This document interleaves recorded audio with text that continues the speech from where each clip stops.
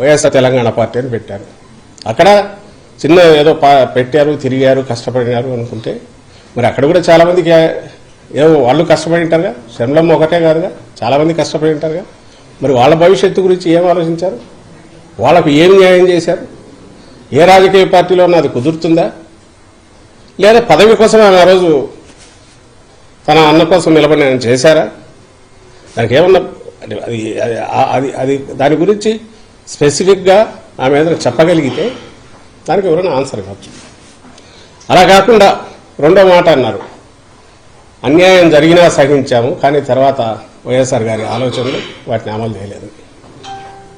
First దానికైతే ఖచ్చితంగా answer ఇవ్వాలి. ఏం అన్యాయం చేశారు? ఏం అన్యాయం జరిగింది? ఆ రోజు అందరూ కష్టపడ్డారు. జగన్మోహన్ రెడ్డి గారు ఆ రోజు అడుగులు వేశారంటే ఆయన సొంత మాటల్లోనే లక్షలాది మంది కార్యకర్తలు కదిలారు, నాయకులు కదిలారు, త్యాగాలు చేశారు, ఇంక్లూడింగ్ హిమ్సెల్ఫ్ సఫరింగ్. ఆయన సఫర్ కాకపోతే అక్రమ కేసుల్లో 16 నెలలు జైల్లోకి పోవాల్సిన అవసరం ఏముంది అనుకో. కాంగ్రెస్ హైకమాండ్ ఆ రోజు వాళ్ళు డిక్టేట్ చేసిన దాని ప్రకారం ఊకొట్టి ఉంటే ఆయనకు వాళ్ళ మాటల్లోనే చెప్పారు క్యాబినెట్లోకి తీసుకునే వాళ్ళము, తర్వాత ఫ్యూచర్లో సీఎం అయ్యేవాడు. ఏం ఆస్తులు లేకనా అనుకో, లేక బతకలేకనా?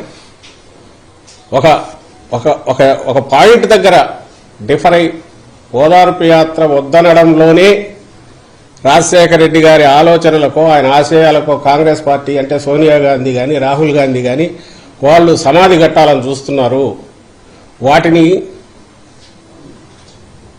సజీవంగా ఉంచాలి, ఆచరణలోకి చేతనైనంత తీసుకురావాలి అనే ఉద్దేశం అది కూడా ఇమిడి ఉంది దాంట్లో.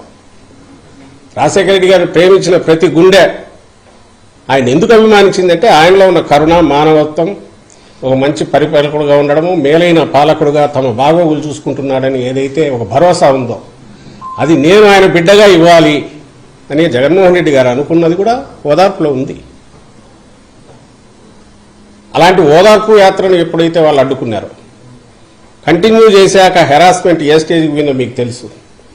ఇలా కాదని సొంత బాబాయిని పక్కకు, ఆయన చిన్నాన్నను పక్కకు లాగి ప్రలోభ పెట్టి మంత్రి పదవి ఇచ్చాక బయటకు వచ్చేశారు.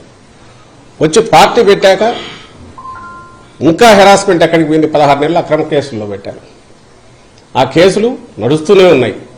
అవి అక్రమ కేసులు అనే విషయం ఆ పార్టీ నాయకులే పదే పదే వాళ్లే చెప్పారు.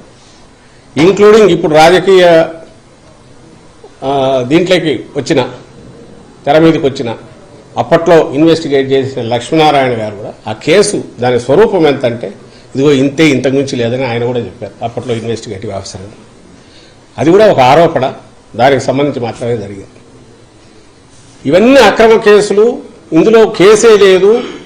రామోజీరావు షేర్లు, ఒక షేర్ 5,30,000 పోయినప్పుడు ఇది 360కు పోవడంలో ఏది సాక్షి షేరు, ఏ రకమైన స్కామ్ ఉంది?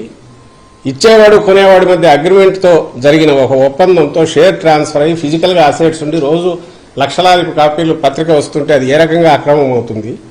ఇది మ్యూచువల్ అగ్రిమెంట్తో జరిగిన డీల్ అయినప్పుడు ఇందులో కేసు ఏముందని అన్ని రకాలుగా చేసిన ఇప్పటికీ నడుస్తుంది. ఆ కేసు ద్వారా కేసు ఉంది. ఎందుకు ఇంతగా ప్రొలాంగ్ చేసి చెప్తున్నానంటే అంతు చూడాలి జగన్మోహన్ రెడ్డి గారిది అని చెప్పి ఆ రోజు కాంగ్రెస్ పార్టీ చేసిన ప్రయత్నాలన్నీ నేల కొట్టిన బంతి ఎట్లయితే పైకి గుర్తుంది. జగన్మోహన్ రెడ్డి గారు అంత ఎదిగారు, పైకి ఎదిగారంటే అందులో లక్షలాది కార్యకర్తలు, వైఎస్ఆర్ గారి అభిమానులు, అలాగే నాయకులు స్వచ్ఛందంగా ఆయనతో అడుగుల్లో అడుగు వేసి నడవడం, అందులో షర్మిలమ్మ గారి పాత్ర ఉంది, విజయమ్మ గారి పాత్ర ఉంది.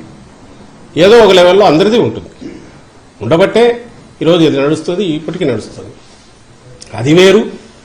రాజకీయ పార్టీగా అవతారం ఎత్తాక ఒకటి ఏదైనా వ్యవస్థ తయారయ్యాక ఆ పార్టీ అధికారంలోకి రావాలనే ప్రయత్నం చేశాక, అధికారంలోకి వచ్చి నిలబడాలన్నాక ఆర్గనైజేషన్ పరంగానో ఇంకోటో న్యాయాలు చేయడము లేదా దగ్గరికి తీసుకోవడం అనేది అవి డిఫరెంట్ రకరకాల పారామీటర్స్ మీద నడుస్తుంటాయి.